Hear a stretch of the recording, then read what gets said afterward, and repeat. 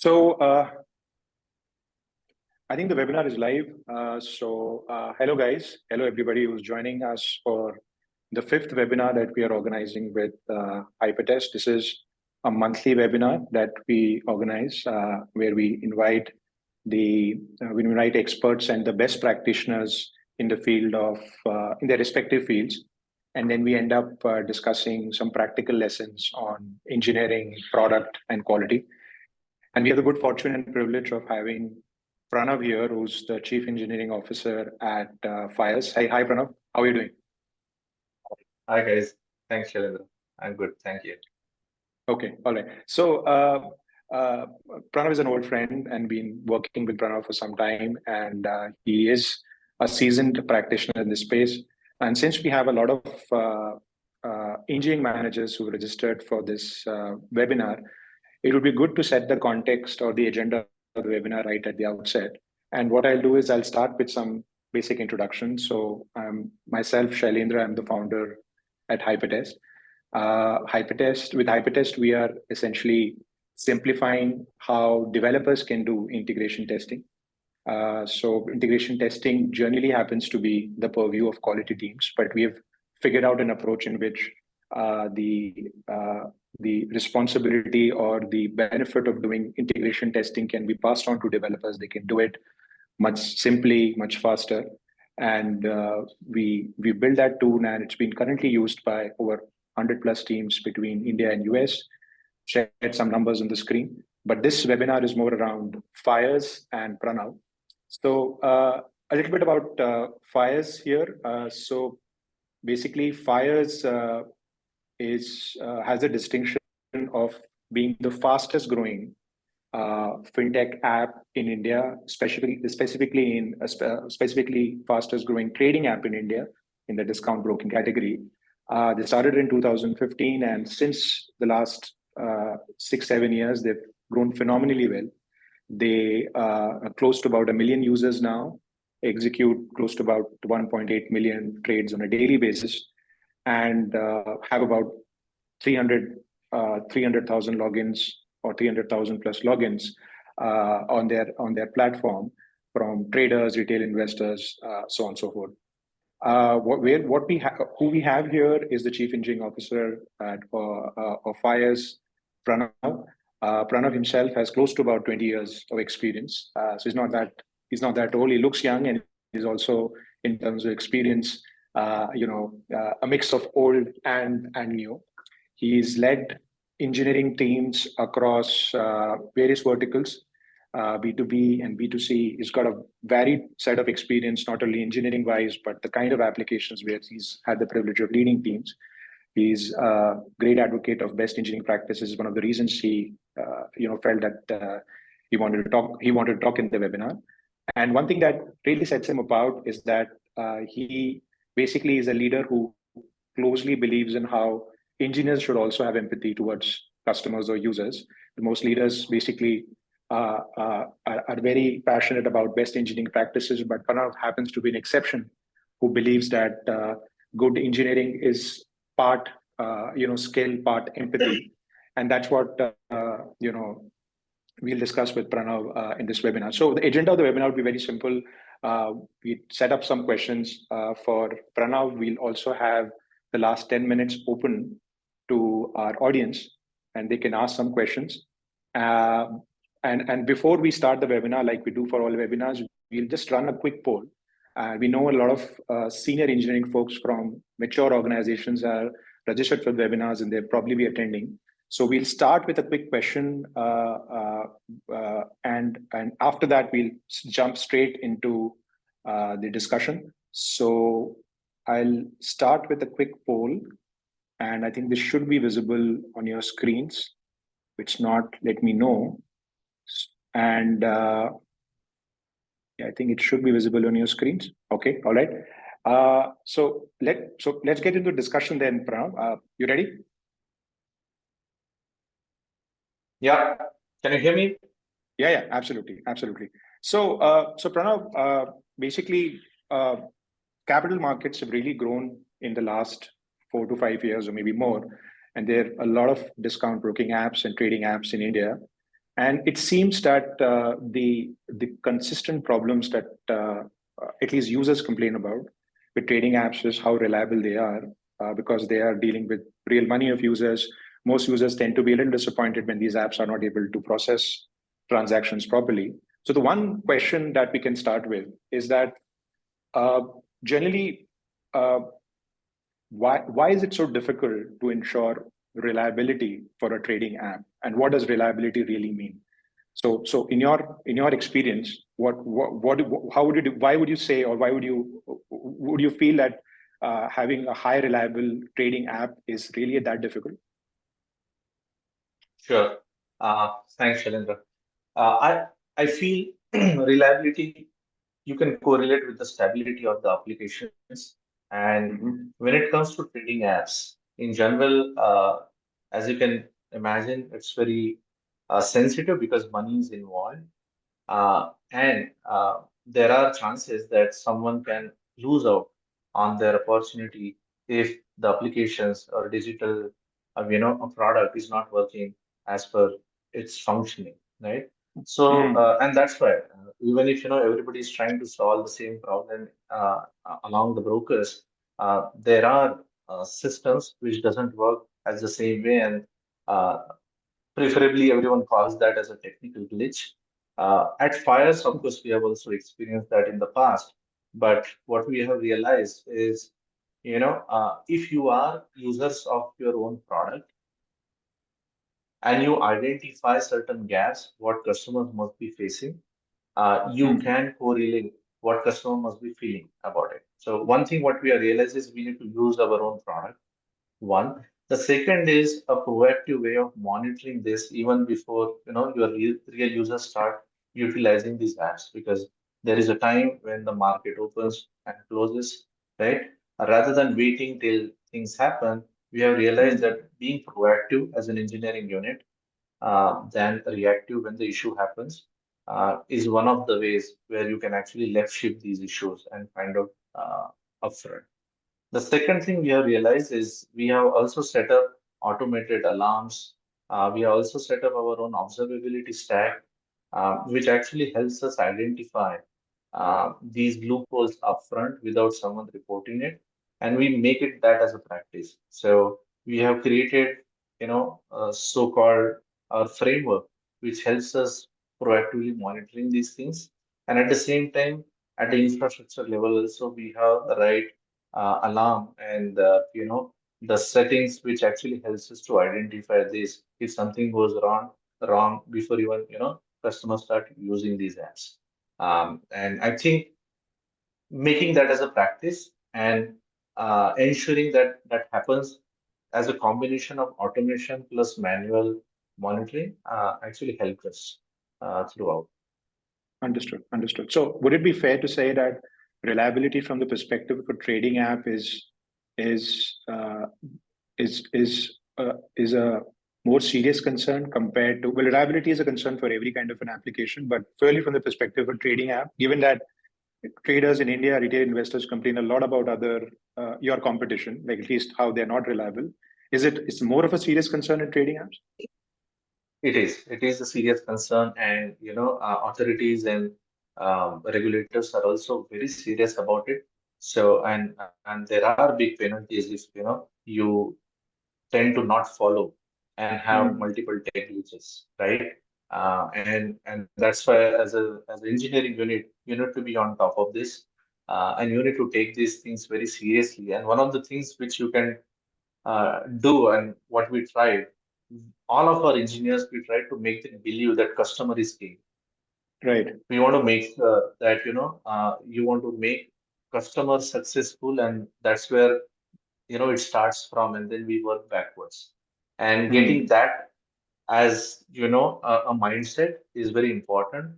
And as working with that B2C business and creating those engineering units, you really require that mindset to get into, because the people who are paying for your products are the same people who are using them. Makes sense. Makes sense. So if there have to be three things that you recommend what an engineering manager should put in place to ensure that his app is reliable, what would those three things be?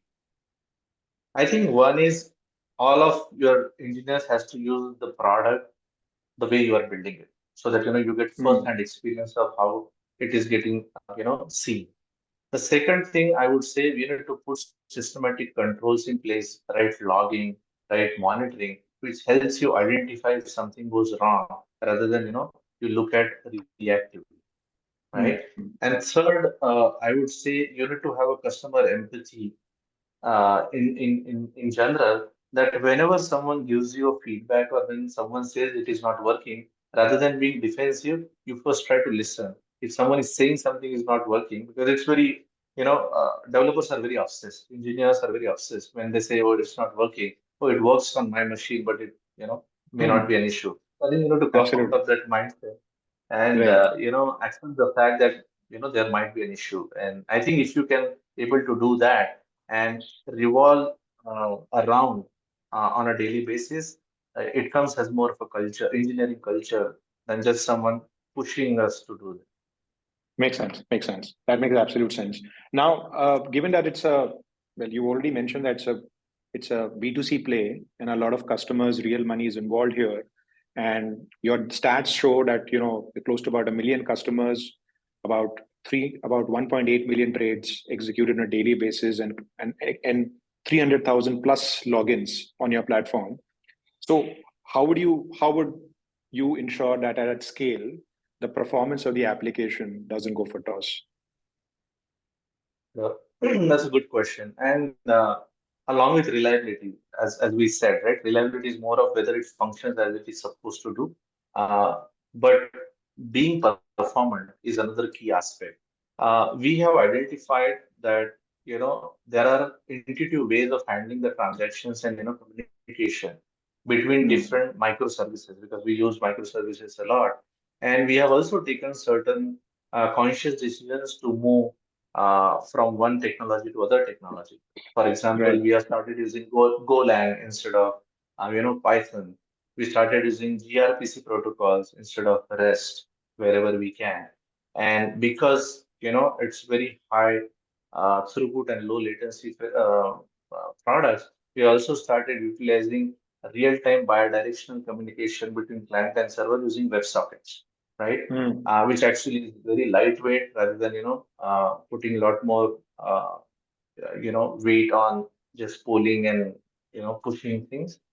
However, when it comes to performance, we have also realized, and with my experience also, I can tell you that most of the performance bottlenecks happens at a database level, right? Right. So we went deeper. We looked at our load test. We looked at long running queries, and this is actually an iterative process. And we look at those performance scale which happens internally, and how do you take those as tech dates. So stabilizing things has to go hand in hand along with innovation. So stability and innovations we try to do go hand in hand along with certain quick nudges to our technology. Rather than thinking of revamp everything, you have to iteratively evolve as an engineering unit, which makes it more performant. On the infrastructure side, we also ensure that we over provision things sometimes so that our auto scaling groups and everything can kick in, so that we are not into that reactive mode that whenever the traffic is coming, then we need to add more servers and things like that. But tend to over provision a bit so that from the infra point of view, we are not at the bottleneck. Makes sense. Make complete sense. Now, Pranav, one thing that is pretty unique about the kind of people who registered for this webinar is that they've come from different sizes of teams, right? Different kinds of companies. So some of these people have come from really mature organizations. Some of them could be at a stage where they're probably building the product for the past 1 year and they are trying to put in the best engineering practices. Given your journey with Fyers, where you've seen maybe the entire 0 to 1, 1 to 100, 1 to 10, and now possibly 10 to 100 kind of a journey, I'd be very interested to understand how do the engineering challenges evolve depending on different stages of your organization. A 0 to 1, 1 to 10, or 10 to 100. So you can throw some light on what are the differences and what are the different challenges and how they change depending on your stage. That would be very, very useful. Sure, sure, yeah. And this happens at the stages of any startup. because Right. you need to get your product market fit, where you need quick iterations, quick fixes, try to fail fast kind of an attitude, and try to see what works, right? Where Mm, you just try to get it out and do it. mm, Sometimes you may not look at stability and performance at the same page. As you grow a little more matured and you have serious set of users, and you are also trying to get your retention of the customers as a serious KRA or KPI, we mm, have looked at as from a people, product, and processes point of view, you need to get your foundation right. Because even if you are a startup, and I have seen multiple startups in my journey as well, whenever someone says startup, we say it has to be ad hoc, right? It has to right. be fail fast, and everybody needs to be in a fire mode. Everybody needs to be in such a stressful situation. I don't believe that fully. As a startup, you can also be structurally ad hoc, I would Right. say, and I think the biggest piece of being ad hoc is basically because you're not able to prioritize, because you're not able to have the right foundation or a structure for everything you do. So at Fires, what we have realized as we got a little more matured, creating that structure for people, as well as product roadmap for a right prioritization, and third is basically the processes. So we don't Mm. just get processes in for the sake of getting in, but we actually try to see what is the need of an hour, create that as a quick POC as a practice. And if that works for one team or one set of suite, which we try to basically make it globalized within the company. So in a nutshell, I have realized that companies can have great ideas to create great products, but unless and until you have great execution, it doesn't become more sustainable. So with great execution, with the right foundation, we have seen those as an engineering challenges as the team grew, and making it more predictable with respect to as a systematic way of dealing things, and making it more system dependent than people dependent. So if you to really, simplify that and break it for my audience, what were your engineering challenges when you were at the 0 to 1 phase, 1 to 10, and 10 to 100? In one word, what was your primary concern when you were at the 0 to 1 stage, engineering wise? What were your primary concerns? One word, 1 to 10, when you were at the 1 to 10 stage, and then now you're doing a 10 to 100. What would be that one thing that comes top of your mind? Yeah, I think at the 0 to 1, it's more of quick new features. How Right. do you build it so fast that it just reaches, right? 1 to 10, I would say, creating a right hiring strategy to get the right set of people. Because once you have the product market fit, you also need to look at who are the set of people who would actually I need on board to take it to the next level. And I think from 10 to 100, I would say is more structural way so that speed and quality can be maintained. Makes sense. Makes sense. And in fact, that completely resonates with me. We at HyperTest end up speaking to a lot of very smart engineering leaders here, like yourself, almost on a weekly basis. And the one question that we regularly put in front of them, depending on their stage, is that if they have, and that was also one of our poll questions, is that if you have to pinpoint to that one problem you want to urgently fix at your organization, what would that be? And given what people select automatically tells us, what stage they are in. So you're right. When somebody says Mm. that my top priority is not missing delivery deadlines, we know that he's trying to build fast. He wants to release as quickly as possible. There are different set of people who tell us that, for us, it's important that I can hire and retain good talent. So he's basically more interested in building a high performance dev culture where people come in, they have given the right tools, they can perform at their peak. And then there is another set of engineering leaders who tell us that high technical debt is a problem for us, which means that they have matured to the level that now it starts pinching them, the amount of debt they're carrying from their early stages. So this sums up really well as to what you're saying, right? Yeah, yeah. Absolutely. Makes sense. Makes sense. So one thing that, I've been always interested to ask somebody as senior as you, and this is, I'm not sure if there is a good enough answer for this, is that you would know that innovation and stability are two very conflicting impulses, right? So with innovation, what you're trying Mm. to do is you're trying to build new things, welcome new ideas, which would mean that some will work, some will not. But with stability, what you want to do is that you believe certain things are working for you. You're very conscious of the performance or the stability of your application. So you don't want to take too many wild ideas to the ground. You want to ensure that the application keeps performing well.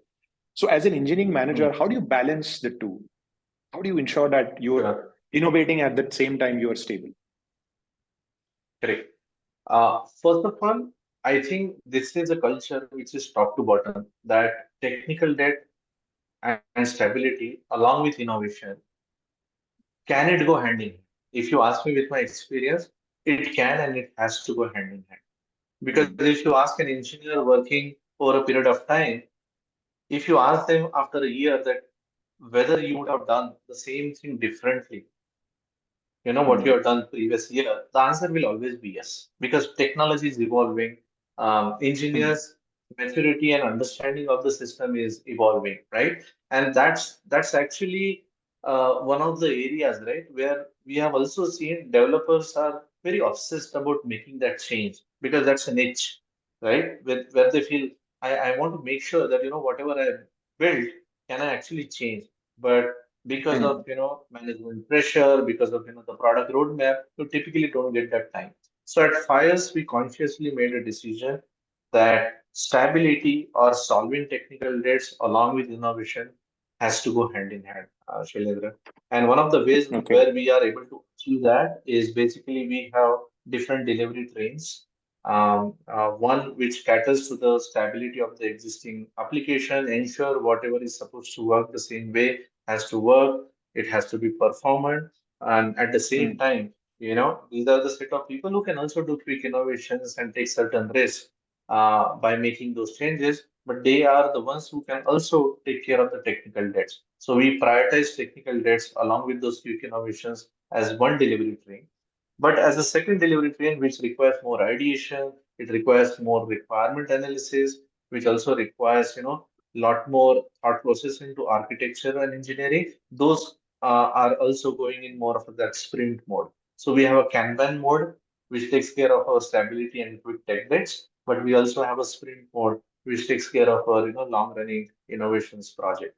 And fortunately, we are able to, balance both of these together so far, so good.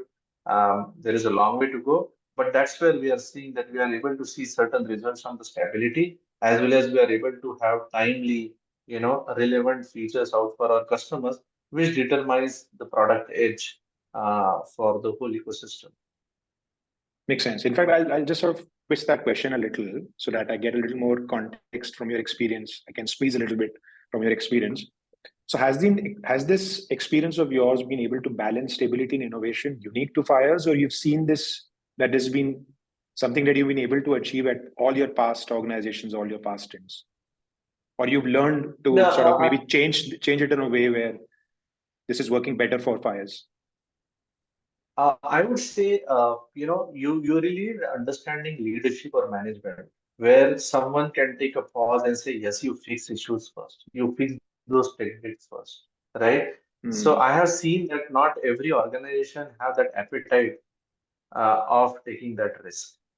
However, at Fires, with respect to our founding team, our founders and our C-suite, right? We are because we also come from that background that we know if we can keep ourselves stable, mm, if we can give our engineers a chance to resolve those tech debt, um, there might be an initial investment, but that investment is for years to come, right? So right. I think that engineering culture runs top to bottom.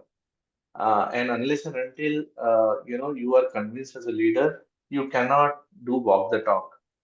Where because in my case, I have seen the consequence of not getting your tech debt resolved at the right time, and that's why I appreciate when someone comes to me and say, "Hey, Pranav, we should solve this. I know we won't be able to pick that feature, but if we solve this, maybe we'll be rest assured, and we can build that feature faster than just trying to Mm, settle around." So it changes. To answer your question, it changed over a period of time. But given a choice, if I'm in that mode of decision making, I would choose solving technical debts and building new features go hand in hand. Right, right. Always a difficult, always a difficult position to be in. Well, obviously, you're trying to get the best of two worlds, and I think smart people are able to achieve that with the right support from the teams. I completely get it. We close to about 25 minutes in the call. I think we have another 5 minutes, and then we can open the conversation for questions. Pranav, one thing that has really become a trend, and I have to ask this because I can't let any engineering leader go without having his comments on what's happening around the world. So there is this new excitement about the AI supercoder, right? The AI super developer with tools like Devin now that has become so popular. In fact, it flew off the internet the day it was launched. It was the most widely shared video all over the internet. And a lot of people, I don't know whether believe or not believe, but are definitely very excited and interested about what opportunities or potential these kind of tools have. In your experience, or in what how you think you've seen, you had 20 years of experience, you might have seen a lot of these tools. Do you think AI super developer is a, a good expectation to have from a good tool to have for an engineering team, and would do you think that would be the way to build apps for the next 5 years?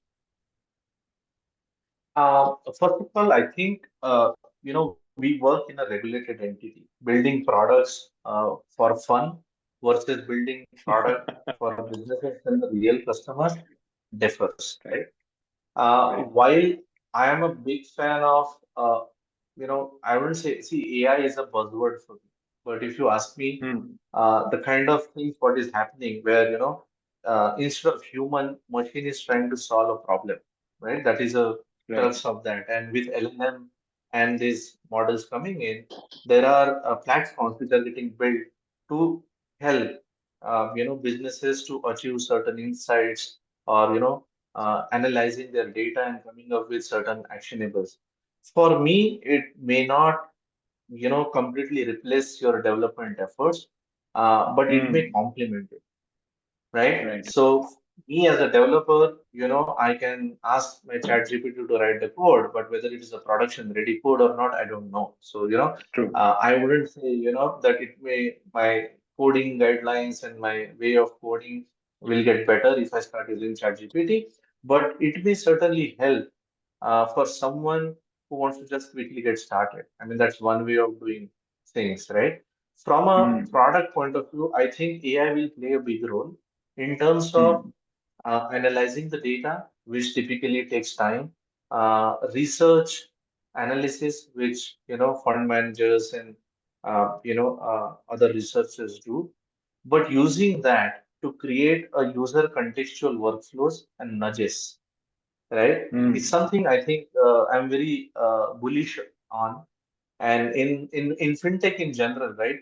Um, People are looking for those kind of ways to automate certain things and getting a meaningful uh, insights so that the data-driven decision can be more predictable. So I would say it's more of a complementary to your engineering efforts and product roadmap thinking, but it may not completely replace maybe a developer in future. Yeah, it makes sense. That makes, in fact, a lot of people have already started complaining about AI fatigue. A lot of these suggestions that come through Copilot or similar kind of tools. At the end of the day, the developers have to review those suggestions and ensure that they are, as you said, worthy to be, put part of the code or worthy enough to be accepted. uh, Fatigue is started setting in some of these people who are heavily using Copilot. I've heard it from some of these teams. So maybe an overuse of it might also be not that healthy. You're right. It's just an assistant, so it has to be used that way. But a lot of teams are also putting in focus groups to see if they can build a use case of AI inside their organization. Are you trying to do something similar at Fires? We are looking forward to try certain things out because with evolving world, we cannot neglect AI, LLMs, and the related platforms, right? But Hmm. for me, I think it's more of automation, but at the same time, an intelligent automation which can also give us some meaningful, actionable stuff Right. in a very layman, right? So yeah, we are open to explore those, and we already started talking about those recently. Makes sense. Makes sense. Okay. All right. So I think we've covered most of the things that I wanted to discuss with you from the perspective of Fyers, and most engineering managers, are concerned about performance, reliability, and know and want to be in a position where they know of all available approaches and practices that they can deploy or employ to ensure that their applications are performant. I think you've covered all the points. The one thing that you've mentioned to me in the conversation when we started discussing about this webinar is how you've uniquely built a culture of engineering obsession with customers. Now that's something that's unheard of, because in my experience, well, engineers live in a different silo, different world altogether. They don't want to be bothered about what customers think about the application. Although generally they are bothered about what their engineering managers think about them, but they are not too Mm, obsessed, or at least don't have the kind of empathy that other departments have. So how have you been able to achieve that at Fires? That's very interesting. Like, what did you do to ensure that yeah, your engineers have empathy? yeah. I mean, again, and I agree to that. We are customer empathetic. We are customer obsessed. And see, I'll tell you with my own experience working with different companies. I have seen what it takes to gain a customer, what it takes, to lose a customer, and what it takes to retain a customer, right? Whether it is B2B or B2C. And fortunately, I've been part of those teams who, even in spite of being a developer, you are actually, exposed to the customer and their challenges, Mm, right? mm, And because that upbringing has happened over the period of time, and I have seen companies without customers, even if there is a, super tech and all, we couldn't sustain, right? And as you said, yes, engineering teams and developers feel themselves privileged because they feel that, they are distant from customers. Once their PR is merged, their job is done, and my EM right. feels if I have delivered, it has delivered. One of the things which we are realized, and again, culture is always top to bottom, because we are more of hands-on engineer first than just those, big title folks. Uh, we have put a practice that all of our engineers and engineering managers should actually work with our customer success team. Sometimes Mm, even these guys get on a customer call to understand the pain points, right? mm. At the same time, we have a mechanism in which the customer feedback and what they say on the call gets percolated to the engineering teams unfiltered, Okay. right? And so Interesting. when the customers are frustrated, what kind of frustration they say on the call, and the first and foremost thing what we also realize is rather than being defensive about saying that there is no issue, you first admit the fact that there can be an issue, Mm, you know. And we have also seen a lot of success stories that when our engineers listen to the customers and when we solve their problems, we have also seen they coming up themselves and talking about that, so that that customer empathy is ingrained. That's one. The second thing is, uh, because we work from office, it's very collaborative environment, and our customer success team and engineering team all sit together, right? mm, And because of that collaboration and ability to understand, we always feel if we can make our internal customer success team happy as our internal customers, right. then at least the probability of making our real customers happy can happen. Makes sense. So we look at that way. And I think that's again a engineering culture which we have set up. So whenever there is a customer issue, most of our engineers just go on top of it and try to solve that first, and then try to prioritize something else. So it's a culture and it's ingrained. So and that is one piece, right, which we have seen. We don't need to push people now. Mm, It's coming, within, because that is a mindset which has been catered, and we feel that because now it has become a part of a culture, it should just evolve rather than getting deteriorated.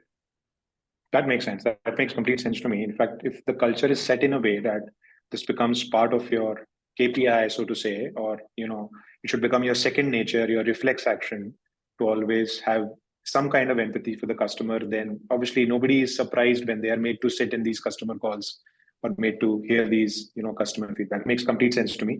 So what we do is we finished And, up the I think, conversation. and I, Yeah. I think just to reiterate, you said KPIs, right? In fact, those are the KPIs. What we have Okay. said. How do you quantify customer empathy, right? Right. So we have created our framework where we can quantify and measure that whether we are customer empathetic or not, and those are part of some of our engineering leaders' KPIs as well. So yeah, Makes sense. it Makes helps sense. that way. So it's a great conversation, Pranav. What we'll do is that we want to open up the webinar now for some questions from our audience.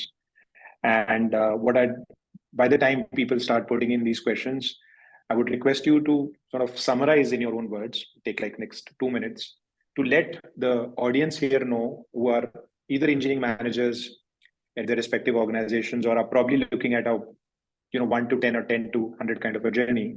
In your own words, how's your experience with scaling Fyers help you understand the best engineering practice that engineering managers or attendees of this call should take back and probably put into practice in their respective organizations. So you can summarize that for us in the next 2 minutes. That'd be great. Yeah, I mean, the three things which I would say, right? The Guys, first we are one open for is, questions. I'm sorry, we are open for questions. So please start putting in questions for Pranav. Yeah, please, Pranav. Sorry, go ahead. no problem. I think the first thing I would say is always look at the basics to get it done right. Because, unless and until you have the right foundation, you can't, build a building.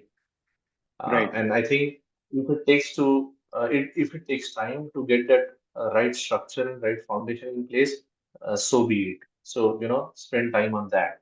The second, I would say, always know that, business is there because customers are there. So as an engineering leader, if you have a highest of obsession for the customer, and if all of your actions and decision making uh, starts from there and work backwards, I think, you will come across as a thought leader who is also helping business to understand needs. And I think the third, right, as a developer or a programmer, they always want to just develop, right, without even thinking for scale and how it is going to work over the period of time. So if you can instill that mindset as a leader, that the belief should be that you develop it today, but you are building it for future. Understood. Yeah. Uh, very nicely summarized, Pranav, there. I think the attendees here would be able to take some of these back and set it up or maybe try employing this in their respective organization. A couple of questions. Uh, I'll maybe take it in any order. The first question is what kind of innovations you think discount broking apps badly need? I think the person here maybe is interested in tech innovations. So yeah. Sure. I would say, as you see data, right? Majority of the traders are in loss. So if you ask me in one word, if you can get an innovation which will help our customers to be more profitable, Hmm. Okay. it's very hard. I mean, it's vague, but if you ask me, right? Because at Fires we are looking at those niche traders, who are aspirational, who are ready to take risks, and who also have goals. So as long as we get innovative in terms of creating that technology which will help them achieve that goal, is Hmm. something what I think this broking industry badly needs. Makes sense. Makes sense. I hope that answers your question. It's a very interesting question, not tech related, but something to do with your nature of business. So Sandeep asks, are there any recent hurdles you've encountered in relation to SEBI's viewpoint that you'd like to share with us? I think it concerns trading or investments or essentially investments in capital markets. So anything that SEBI has come out as a guideline that you think you'd like to share? I think, in the interest of customers, making uh, broking industry more transparent about their operations, their way of dealing with execution. SEBI is very specific about doing that, and I think brokers has to abide by those rules because those are if you ask me personally, those are in the interest of the traders and our investors community. I mean, those are specific, right? I mean, I can go a little specific, but in the interest of time, I think I wouldn't say hurdles, but making our platform more compliant and Hmm. ensuring that that happens for the right reasons and making it more transparent about any technical glitches or anything to our customers is a need of an hour.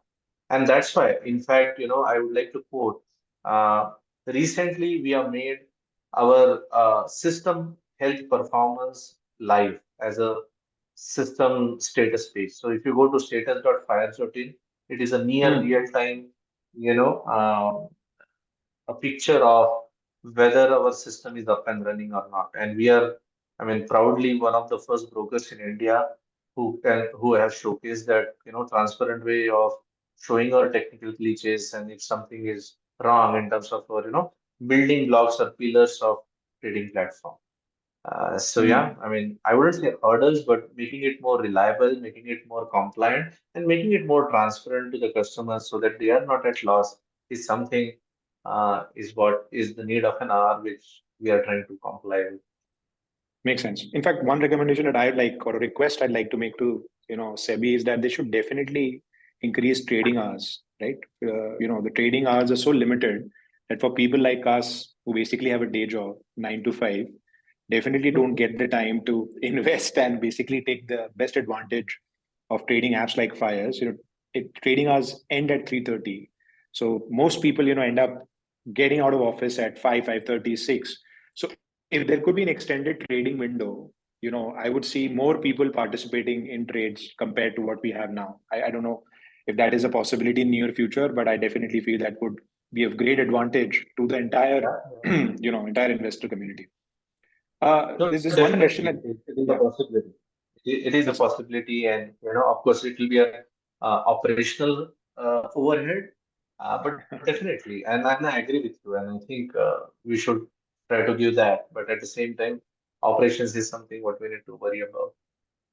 okay. I think there's a related question. I don't know if that has been put properly, but like, do you have to share some specific data or logs with SEBI as part of compliance, and what is that? I'm not sure if it's a technical question that way, but like, do you end up sharing anything that as part of compliance to SEBI? Yeah, yeah. I mean, I can't go too detailed there, but answer is yes. And we have putting in system, which basically is the logs and analytics data as a part of our, observability Hmm. stack, which can be utilized to share these details with SEBI and other regulators. But yeah, I Hmm. mean, that is part and parcel of our platform building and, engineering, I would say, activities. And that goes hand in hand because Makes you sense. need to be clear about what you're doing and, customers' data is of utmost importance. So considering the PII and the regulations, yes, we Hmm. do need to share, but it is part and Hmm. parcel of the system and non-manipulative in nature. Understood. I think we just have another couple of minutes, so I'll put in my last question to you, and this is a shameless Mhm. plug for what we do with HyperTest. So I think you've discussed in great detail about reliability, performance.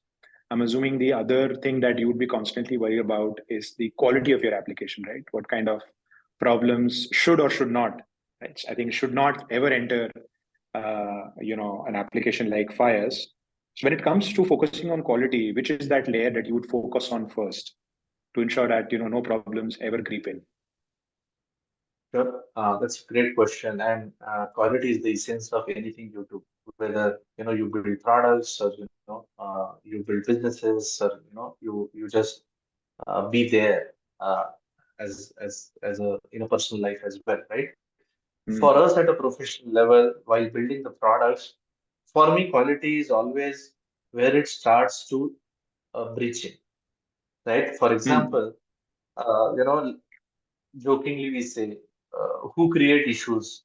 it's developer who creates issues, right? There is Right. no one else Right. who creates issues, right? True. So how can True. we how can we try to contain those quality issues there itself, right? So let's Mm. shift in this column. So Mm. yeah, it's hard to do because no one writes unit test cases and it's overhead. I understand that because I was also in that. But in spite of that, are there any tools? Are there any Mm. linters? Are there best Mm. way to capture that before even you push it even for raising a PR and things like that? So we I mean fortunately we also and luckily we also got in touch with you and we have started with your using HyperTest initially. It helped us a lot because it was an intelligent way of discovering APIs, and that API automation, instead of putting a manual Mm. way of writing scripts, it actually helped us that our developers could identify the gaps and could solve that. At the same time, we also have our functional automation in place, which we try to cover with certain frameworks. However, we have also realized that doing the diligent code reviews, Mm. okay, by the subject matter experts, and having that architecture review in place is must. So, as Mm. an engineering manager, if one thing which you should not be avoiding to do as a part of your SDLC, software development lifecycle, I would say is the right code reviews and architecture reviews, right? Makes sense. Because that may not give you just a tactical, ROI, but on the long run, you're actually building your team to do it in a right way, right? Mm. And then Mm. you try to utilize certain frameworks like HyperTest or certain linters or static code analyzer, which helps, your developers to write it. But nothing can beat the manual code reviews in the engineering lifecycle. Makes complete sense to me. So we in fact, that's the end of our webinar. It was a great conversation with you, Pranav. In fact, I want to end it by asking you, your opinion on the poll that we've run. In fact, I just shared the results here. So we ran the poll at the start of the we ran a poll at the start of the webinar, asking Hmm. what is that one problem as an engineering manager you want to urgently fix. So from your context, what is your problem at this stage? Uh, if you ask me, my answer is also all of the above. Okay, Okay, all and right. and and and I think because you cannot pinpoint on just one problem because it changes, uh, you know, at what situation you are in. And I Right. think all of these three goes hand in hand. Missing deadlines, estimations not being right, etc. I have seen a lot, right? Mm. But you also need supporting leadership and whom you can also justify why those deadlines comes because it's always a question to developers why you are late. But if you be little more empathetic to a developer, you actually get an answer why he or she is late, right? So rather than looking into those pieces, right, what we look at is have we created an environment where people are actually very upfront about if something is going to go wrong, rather Mm. than they telling this bad news at the fag end of our delivery cycle. We have curated certain practices which tells us whether it is going to go miss the deadline, Right. and Mm. and that is something a conscious way of uh, measuring or evaluating the quality quotient from QA, code quality, as well as our design user experience quality level on a weekly basis to ensure that we are not going to get into a mode where we will have a high tech Mm. debt or whether we will have missing deadlines, and at the same time where we'll be able to get someone so stressful that we would lose them, right? And Right. those were the three things. Right. Right. So I think as long as you tackle those when those creep in, Mm. you may have a high probability of not making those happen. Makes sense. Makes sense. In fact, that resonates completely with what we've heard from, as I said, different engineering leaders we talk to, and I talk to them on a regular basis. Not only tells me what they care about, but it also uniquely identifies for me their stage. So I've got that. It's a very clear and a very succinct answer. Thanks for joining the call, Pranav. It is always it's wonderful talking to you. You're calm, very straightforward answers have I'm pretty sure would have helped the audience a lot. So what we'll do for people who've not joined, we'll share the recording of the webinar, and please keep keep yourself tuned into HyperTest for more such interesting, fascinating stuff with experts like Pranav that we bring in. And thanks for joining in today. Take care. Bye, Pranav. Thanks, Bye-bye. everyone. Thanks, Shailendra. It was nice talking to you Thank you. guys. Thank you. Same here, man. Bye-bye.